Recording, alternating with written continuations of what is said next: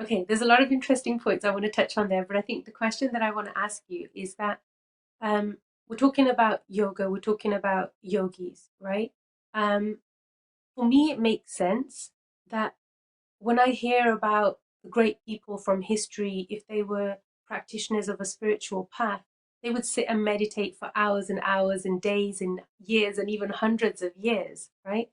You need to have your body in a physical capacity to be able to sit there without just, falling to pieces. I know that from sitting on stage. It's not easy to sit on stage in one position for 20 minutes, let alone for 2 hours. And there's a discipline that's required to support your body, that your muscles carry you to sit in that space so you can do your sadhana, you can sit on tabia with Guru Granth Sahib Maharaj and read from the Guru, right? But your body needs to have the capacity to do it. Otherwise, you can't focus. You're worried about your leg falling asleep or you falling asleep or falling off the stage or all the other fears that come up, right? So for me, I think it makes sense to be able to strengthen the body. And when we think about yogis or we see pictures of them, we see them traditionally to be very, I mean, minimalistic is an understatement. Usually they're not wearing much and they're very simple, right? Um, and how, we've all seen you over the years, you dress very elaborately and very beautifully. So how do those two things connect? Okay. What we see in pictures, like when we see the movies, those are not the real projection of real humans, right?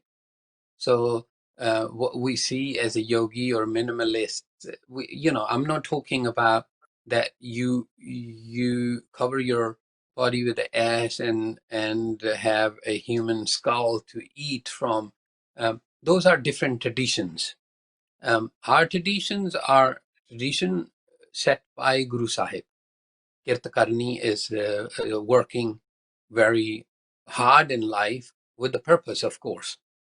Without purpose, everything will have a problem. But creating oneness between body, mind, and soul.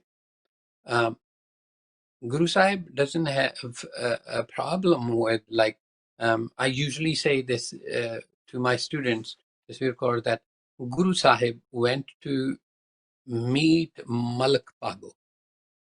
But storytellers tells that Guru Sahib went and he was with Bhai Lalo. But actually, when you will analyze that, he went to see Malk Pago because Malk Pago was the problem. His richness was not an issue. The issue was basically how he was gathering his money. It's not what sort of clothes he wearing or Raibalar is So wearing. can I That's ask you a not what Guru question? Sahib have issue. So for those people that don't know, can you tell us who Malik Bago was and who Bailalo were? Malak Pago was a rich man whose ethics of creating his wealth was very cruel way. He was like, you can say, a Raja of or Zamidar for a couple of villages. So the Like labor he will just give them.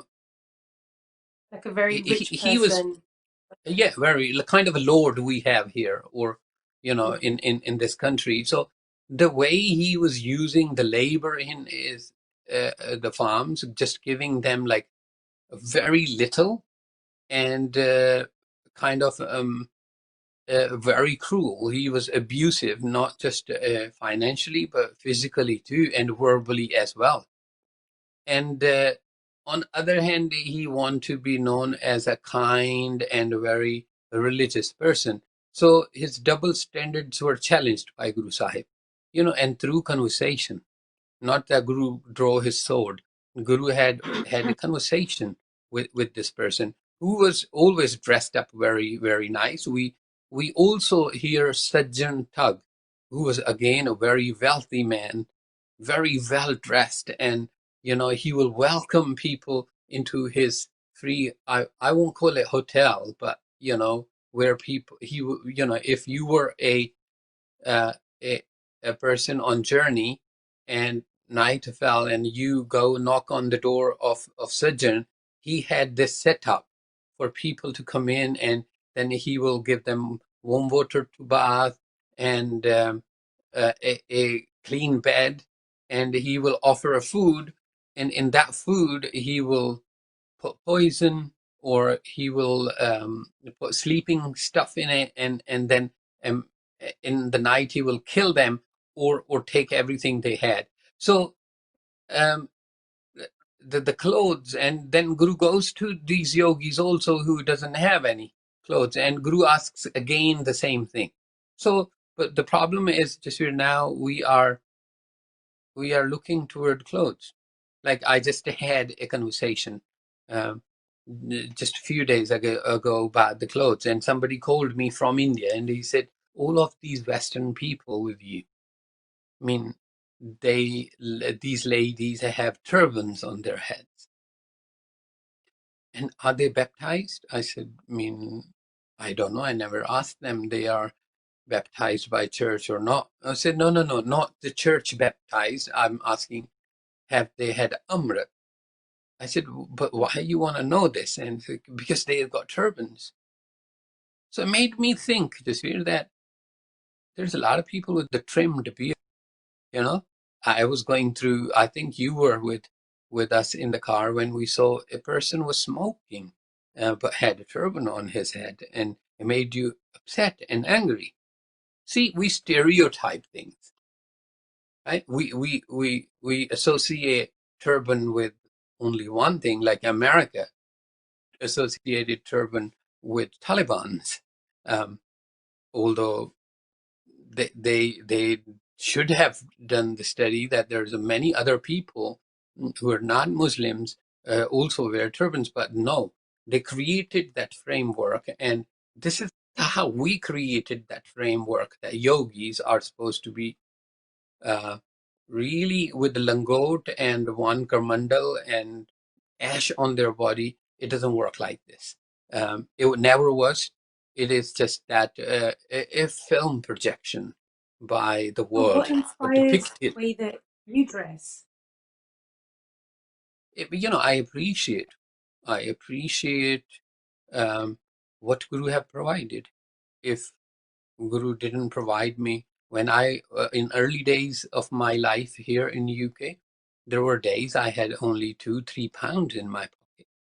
Um, Guru gave me mat and gave me strength to work sensibly, and gave me whatever Guru gave me. I just appreciate. It's not that I'm dressing something out of the, you know, it's my Guru's court.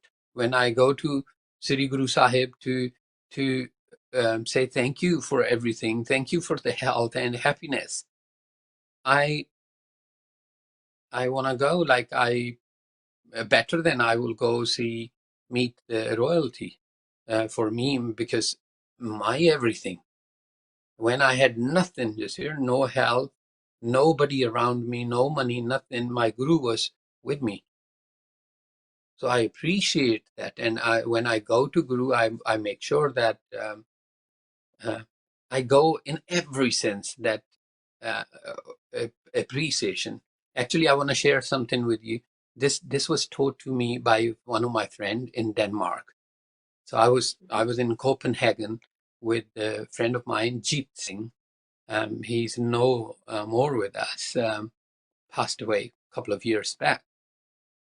So Sunday he said, Singh, let's go to Gurdwara Sahib. I said, Hanji. So I went into my room, I tied my turban, I was ready, everything, like within 10 minutes I was out of my room.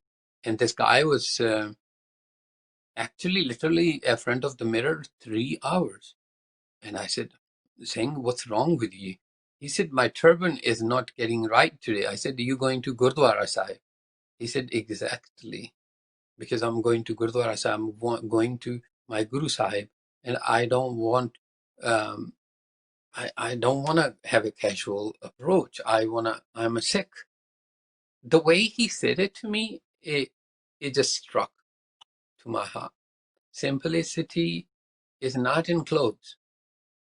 Simplicity is a misconception we have. We are very kind of like in English. There's a word called mockatarian.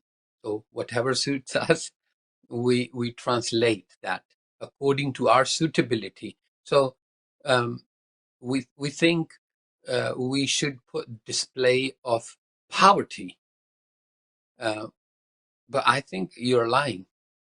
If Guru have given you two kurta pajamas, then you should wear those two kurta pajama with gratitude and show the chardi kala and inspire and be the spirit of a nation, represent the reality.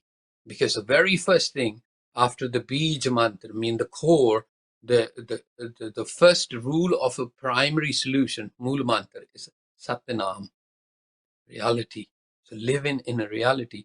If Guru Sahib given you um, a wealth, it gave you that wealth for a purpose, to help others, help this world to be a better place. And better mean doesn't that you just only take rotiyan to their home. You need to inspire them too, that Guru Sahib given you everything and you appreciate that. Sorry for a long answer, but this is how I am. No, I appreciate that.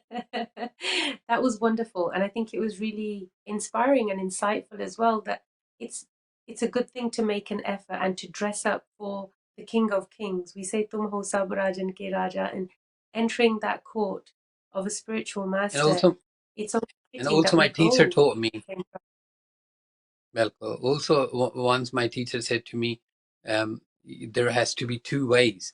There's some people only going to come and see your clothes. They're not interested in Vani. So Guru have created that. So it depends what you're looking at. You're looking at what I offer and what I do, or what sort of shirt I have on. That's like, it's a That's very individual's true. choice. Yes. Thank you so much, Yogi ji. This was wonderful, and I look forward to real talk again with you next week. And I look Satgurdam. forward to your question, Satkarta.